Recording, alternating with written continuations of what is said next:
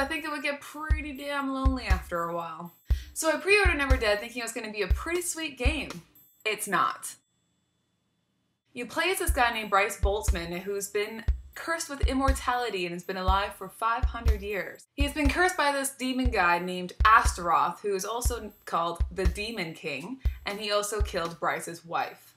Revenge! He has no aspirations in life other than drinking and hitting on this hot blonde chick named Arcadia Maximil.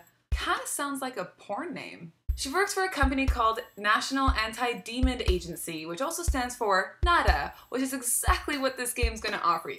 Arcadia is not immortal, and of course you're gonna have to save her and protect her anytime she's in trouble, which is a lot. I'm pretty sure she's only in this game just so that Bryce has someone to hit on, because you know, after 500 years, the guy's gotta get laid. One thing I thought was cool about the game is the destructible environment. It gives the game a little bit more realism. Because Bryce is immortal, you can remove all his appendages and reattach them.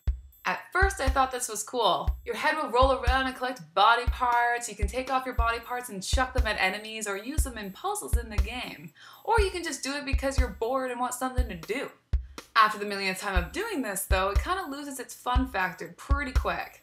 Especially every time an enemy hits you, your body breaks apart and you're gonna have to collect yourself every time, which becomes a big pain in the ass. You can also electrocute yourself and light yourself on fire, then every time you do touch an enemy, they too will be lit on fire or electrocuted. Now for all the things that suck in the video game. The monsters never changed, so apparently Rebellion Developments was a little too cheap to make more variety in the enemies. Weapons don't seem to make much of a difference even if you upgrade them, so I suggest sticking with the sword, but even that can be a big pain in the ass because you're using your analog stick to move around your sword. You would think this would be a cool concept, but unfortunately it was poorly executed. Bryce's one-liners are laughable but not funny. It's as if they were trying to make him like Duke Nukem, but absolutely failed. The game is extremely repetitive, so don't go into this game thinking it's not going to be. It loses your interest pretty damn quick. You pretty much don't give a shit about the characters, and none of the characters seem to make any sense in the game. The storyline also seems to kind of fizzle near the end as well. The game is probably fun if you just like to mindlessly shoot the shit out of enemies, but other than that, it's not a good game, and I pretty much loathed it within an hour of playing it. It made me want to do this.